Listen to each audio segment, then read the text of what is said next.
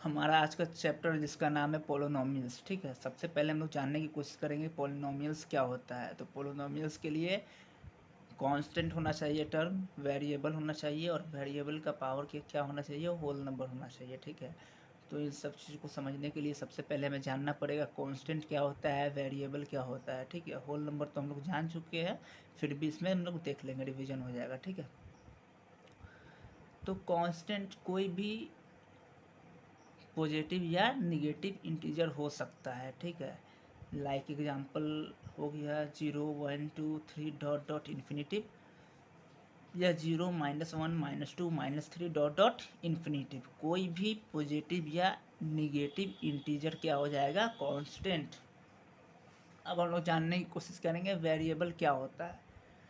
तो वेरिएबल कोई भी अल्फ़ाबेट हो सकता है, like ABCDEFGHI dot dot dot XYZ। ठीक है, ये क्या हो जाएगा, वेरिएबल हो जाएगा।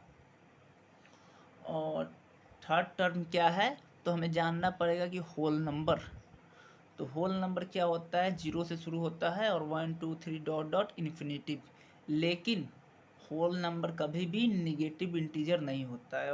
होल नंबर क्या होता है, हमेशा पॉजिटिव इंटीजर होता है। तो होल नंबर को हम लोग क्या बोलते हैं,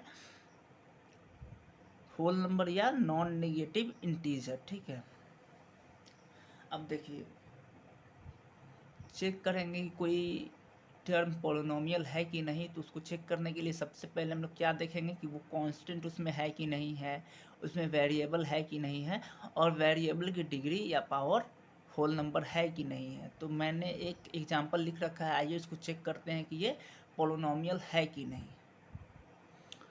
तो हमारा टर्म क्या है, 3x की डिग्री 4। ऐसे तो हम लोग x की पावर 4 बोलते हैं, लेकिन हम लोग थोड़ा स्टैंडर्ड क्लास में आ गए हैं, तो हम लोग इसको पावर ना बोल के डिग्री बोलेंगे। ठीक है, तो 3 हमारा क्या है, कांस्टेंट है। x क्या है, तो x हमारा वेरिएबल है, और जो इसकी डिग्री है, जो इसकी पावर है, वो क्या है, होल नंबर है।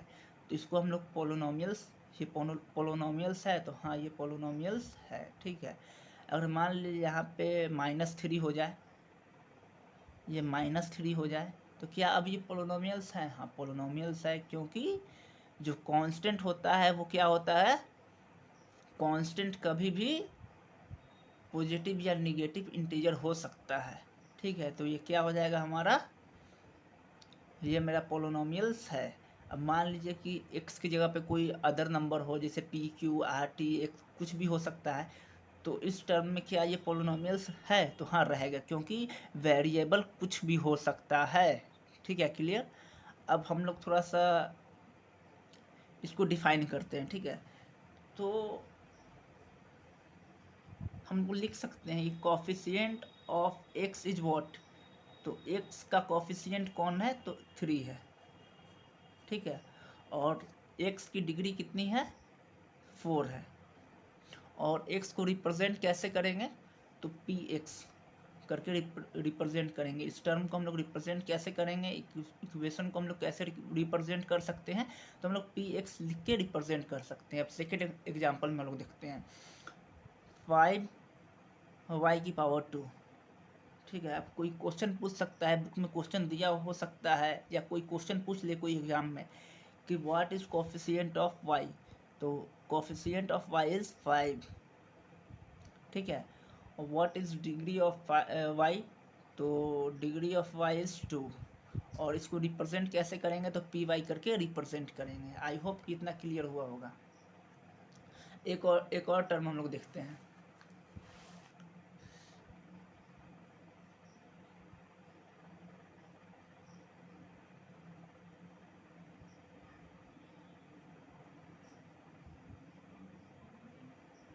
क्या ये पोलिनोमियल्स है, आइए चेक करते हैं। 3 क्या हो गया, कांस्टेंट हो गया। टी क्या हो गया, वेरिएबल हो गया। और टी की जो डिग्री है, क्या ये होल नंबर है, हाँ होल नंबर। तो ये क्या है, हमारा पोलिनोमियल हो गया। ठीक है, आई होप कि इतना आपको क्लियर हुआ होगा। और आइए अब आगे जानने की कोशिश करते हैं कि आगे हम लोग टर्म के हिसाब से जानने की कोशिश करेंगे कौन मोनोमियल है, कौन बाइनोमियल है, कौन ट्राइनोमियल है, किसे पोलिनोमियल बोलेंगे, ठीक है। तो सबसे पहले जो एग्जांपल हमारा है 5x⁴, इसमें एक टर्म है, सिंगल टर्म है, तो इसको हम लोग क्या बोलेंगे, मोनोमियल, क्योंकि इसमें एक टर्म है, इसके आगे कुछ नहीं लिखा हुआ है, ये क्या सिर्फ और सिर्फ 5x⁴ लिखा हुआ है, वन टर्म है, तो इसको हम लोग क्या बोलेंगे, मोनोमियल बोलेंगे, ठीक है। सेकंड में देखिए, सेकंड एग्जांपल में 2x⁻² प्लस 5x, ये दो टर्म है। पहला टर्म हो गया 2x⁻² प्लस 5x, एक टर्म ये हो गया, एक टर्म ये हो गया, ये दो टर्म हुए, तो इसको हम लोग क्या बोलेंगे, बाइनोमियल बोलेंगे, ठीक है। और थर्ड एग्जांपल में क्या है, 5x⁻³ प्लस 3x⁻² प्लस 5, ये कितनी टर्म हो गए, ये तीन टर्म हो गए, ठीक है। इसको हम लोग क्या बोलेंगे, इसको हम लोग ट्राइनोमियल बोलेंगे, ठीक है, क्योंकि इसमें तीन टर्म होंगे। तीन टर्म कैसे हो गए, एक टर्म हमारा हो गया 5x⁻³, सेकेंड टर्म हमारा है 3x⁻² प्लस 5 हमारा हो गया, ये कितने टर्म हो गए, ये थ्री टर्म हो गए, तो इसको हम लोग क्या बोलेंगे, ट्राइनोमियल, ठीक है।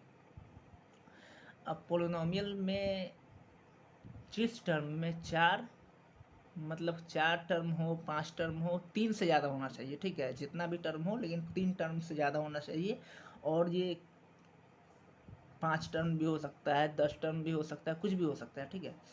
तो जिस इक्वेशन में तीन टर्म से ज़्यादा हो तो उसको हम लोग क्या बोलेंगे, पोलिनोमियल बोलेंगे, ठीक है। अब चलिए हम लोग जानने की कोशिश करते हैं कि इन सब की डिग्री कितनी है। तो पहला जो है हमारा, इसमें एक टर्म है, ठीक है, मोनोमियल में, ठीक है, तो इसमें एक टर्म है, इसकी पावर जो है वही इसकी डिग्री हो गई इस इक्वेशन की, ठीक है, इस टर्म की। तो ये तो आसान था भाई कि जो इसकी पावर रहेगी वही इसकी डिग्री हो जाएगी, लेकिन जो सेकेंड टर्म है या थर्ड टर्म देखते हैं हम लोग, इसमें है 5x⁻³ उसके प्लस 3x⁻² प्लस 5, इसमें तो तीन टर्म है और दो टर्म में तो जो पावर है अलग अलग है, तो इसकी डिग्री क्या होगी। तो कभी भी अगर डिग्री पूछ दे और ऐसा टर्म हो, तो इसमें जो सबसे बड़ी होगी पावर, जो सबसे बड़ी डिग्री होगी वही इसकी डिग्री हो जाएगी, जो सबसे बड़ा पावर होगा वही इसकी डिग्री हो जाएगी। तो इसकी सबसे बड़ी पावर कितनी है, तो x⁻³ सबसे बड़ी पावर है।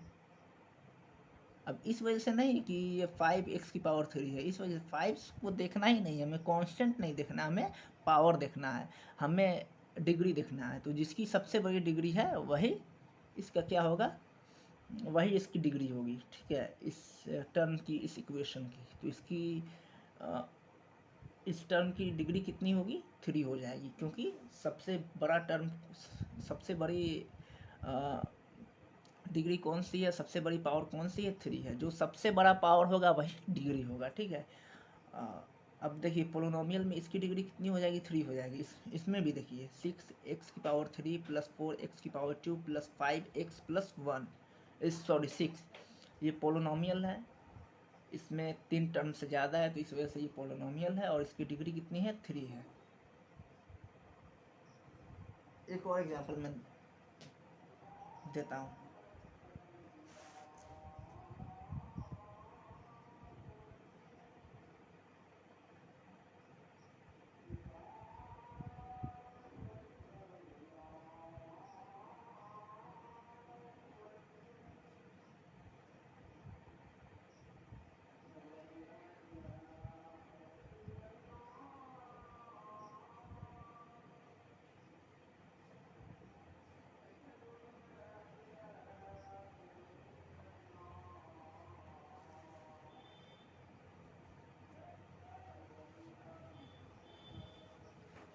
अब कोई ऐसा इक्वेशन दिया हो 2x�5, 6x⁴, 7x⁻³ plus 6x⁻² plus 5x plus, sorry यहाँ पे कोई नंबर ले लेता हूँ ना, कांस्टेंट यहाँ होना चाहिए, यहाँ 4 हो गया, ठीक है। तो ये हमारा कांस्टेंट सिर्फ यहाँ होना चाहिए। कहने की मतलब है कि इतना बड़ा पोलिनोमियल है, इसमें कितने टर्म है, 1 2 3 4 5 6 टर्म है, ठीक है। तो ये मेरा पोलिनोमियल जो है, इसमें जो सबसे बड़ी डिग्री होगी वो सबसे बड़ी इसमें पावर कौन सी है, तो इसमें सबसे बड़ी पावर 5 है, तो इसकी डिग्री कितनी हो जाएगी, 5 हो जाएगी। यहाँ डिग्री मैटर करता है, यहाँ कांस्टेंट मैटर नहीं करता है, कोई कांस्टेंट बड़ा है वही उसी की पावर डिग्री होनी चाहिए, ऐसा कोई इशू नहीं है, ठीक है। कभी भी, क्योंकि कभी कभी बच्चे कंफ्यूज हो जाते हैं, कभी कभी बच्चे कंफ्यूज रहते हैं, और जो सबसे बड़ा कांस्टेंट होता है उसी के पावर को क्या करते हैं, ये डिग्री बना देते हैं, लेकिन क्वेश्चन आंसर क्या हो जाता है, गलत हो जाता है। तो हमें कांस्टेंट से मतलब नहीं है, कांस्टेंट तो यहाँ पे सबसे बड़ा 7 हो जाएगा, लेकिन और उसकी पावर 3 है, तो अगर हम लोग इसको डिग्री बना देते हैं, बोल देंगे कि इस टर्म की, इस पोलिनोमियल की डिग्री 3 है, तो हमारा आंसर गलत हो जाएगा, एग्जामिनर हमारे क्वेश्चन को गलत कर देगा, ठीक है। तो हमें टर्म से मतलब नहीं है कि, और कांस्टेंट से मतलब नहीं है कि कोई कांस्टेंट बड़ा है, उससे मतलब नहीं है, कभी भी डिग्री वही होगा जिसका पावर सबसे बड़ा हो। तो यहाँ पे हमारा डिग्री 2 है, ऐसे तो सॉरी, यहाँ पे हमारा कांस्टेंट 2 है, जो सब कांस्टेंट से छोटा है, ठीक है। अब देखिए 2 6 7, उसके बाद 6 5, ऐसे ऐसे करके है ना, लेकिन सबसे छोटा तो 2 है, लेकिन इसका वेरिएबल का जो पावर है, जो डिग्री है 5 है, तो इस वजह से इसकी डिग्री क्या हो जाएगी, 5 हो जाएगी। कभी भी पोलिनोमियल में कांस्टेंट मैटर नहीं करता है, डिग्री मैटर करता है, पावर मैटर करता है। जिसकी पावर अगर बड़ी होगी वही क्या होगा, हमारा डिग्री होगा। ये -2 भी यहाँ हो सकता है, कोई इशू नहीं है, -2 भी हो जाए तो हमें घबराना नहीं है, हमें घबराना नहीं है। हमें सिर्फ और सिर्फ किससे मतलब है, तो हमें सिर्फ और सिर्फ बड़े पावर से मतलब है। सबसे बड़ा पावर क्या है, 5 है, तो हमारा डिग्री क्या है, इसकी डिग्री क्या हो जाएगी, 5 हो जाएगी, इसकी डिग्री क्या हो जाएगी, 5 हो जाएगी, ठीक है। आई होप कितना आप लोगों को समझ में आया होगा। आइए आगे समझने की कोशिश करते हैं, क्या एक्स पोलिनोमियल है कि नहीं। आइए इसको चेक करते हैं।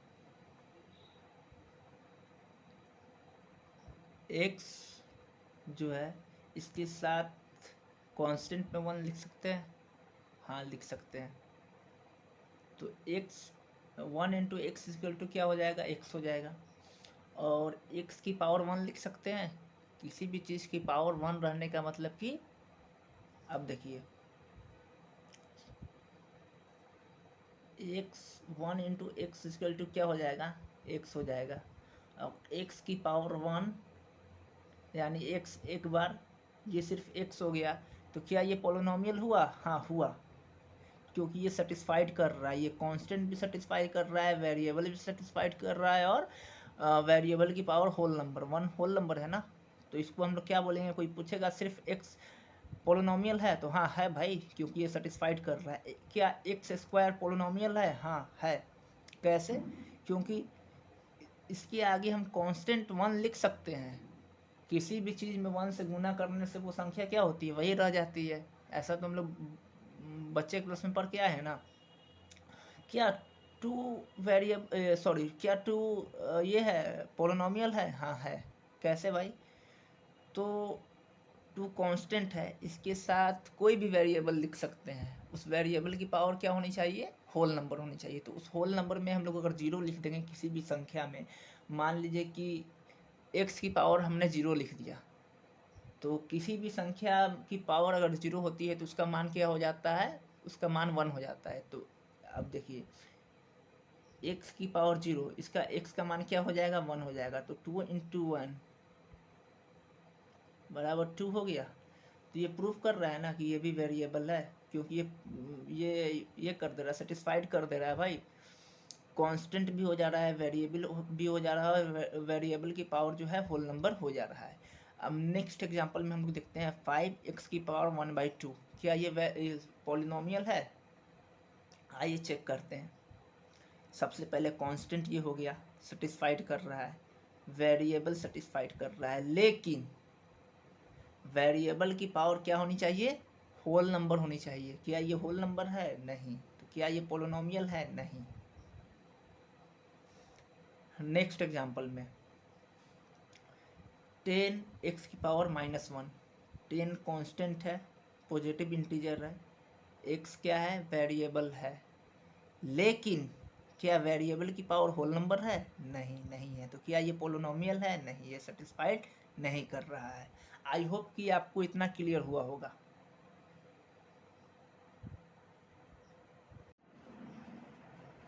अब आगे हम लोग देखेंगे polynomial according two degree. Degree के अनुसार पोलोनोमियल को कितने भागों में बांटा गया है, किसको क्या कहते हैं, ठीक है। तो सबसे पहले लीनियर पोलोनोमियल, जिस पोलोनोमियल की पावर एक हो उसको क्या बोलेंगे हम लोग? लीनियर पोलोनोमियल, ठीक है।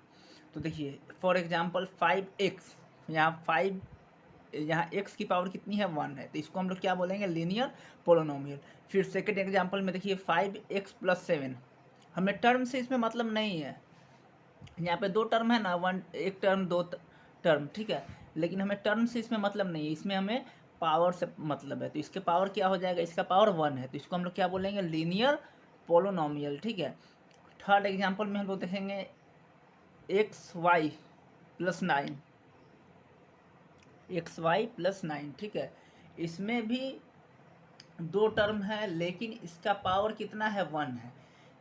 मतलब कहने का मतलब यही है कि जिस पोलोनोमियल का पावर 1 हो, ठीक है, हाईएस्ट पावर कितना हो? 1 हो, उसको हम लोग क्या बोलेंगे? लीनियर पोलोनोमियल, ठीक है।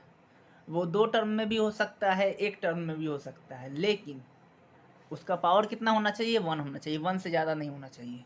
जिस पोलोनोमियल का पावर 1 हो उसको हम लोग क्या बोलेंगे? Linear polynomial. समझ में आया बात?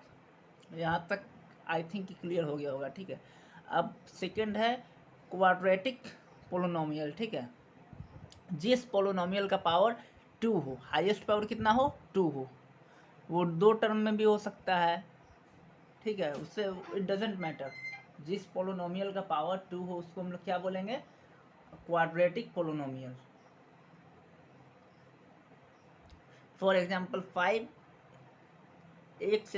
+ 2, इसमें हाईएस्ट पावर क्या है? 2 है, तो ये क्या हो गया? क्वाड्रेटिक पोलोनोमियल, ठीक है। सेकेंड एग्जांपल में हम लोग देखेंगे, इसमें 3 टर्म दिया हुआ है, 5x² + 7x plus 5x² + 3x + 7। इसमें 3 टर्म है, हमें टर्म से मतलब नहीं है, हमें पावर से मतलब है। इसमें हाईएस्ट पावर कितना है? 2 है, तो इसको हम लोग क्या बोलेंगे? Quadratic polynomial. आई थिंक इतना क्लियर हो गया होगा। थर्ड एग्जांपल भी देख लेते हैं, 7t² + 4t + 7। इसमें भी 3 टर्म है, लेकिन हमें इसमें टर्म नहीं देखना है, हमें क्या देखना है? Highest power. तो इसमें हाईएस्ट पावर कितना है? 2 है। हाईएस्ट पावर जिस पोलोनोमियल का 2 होगा उसको हम लोग किसके अंतर्गत रखेंगे? क्वाड्रेटिक पोलोनोमियल के अंतर्गत रखेंगे, ठीक है। वो क्या हो जाएगा? Quadratic polynomial. थर्ड हमारा है क्यूबिक पोलोनोमियल, जिस पोलोनोमियल की पावर 3 हो, हाईएस्ट पावर कितनी हो? 3 हो, उसको हम लोग क्या बोलेंगे? Cubic polynomial. वो 3 टर्म में भी हो सकता है, 4 टर्म में भी हो सकता है, इट डजेंट मैटर, ठीक है। लेकिन जिस पोलोनोमियल की पावर क्या हो? 3 हो, उसको हम लोग क्या बोलेंगे? Cubic polynomial. आई थिंक इतना आप लोगों का क्लियर हो गया होगा। अब आइए नेक्स्ट वीडियो में हम लोग एक्सरसाइज करेंगे, ठीक है। ये कॉन्सेप्ट वीडियो था, तब तक के लिए थैंक यू।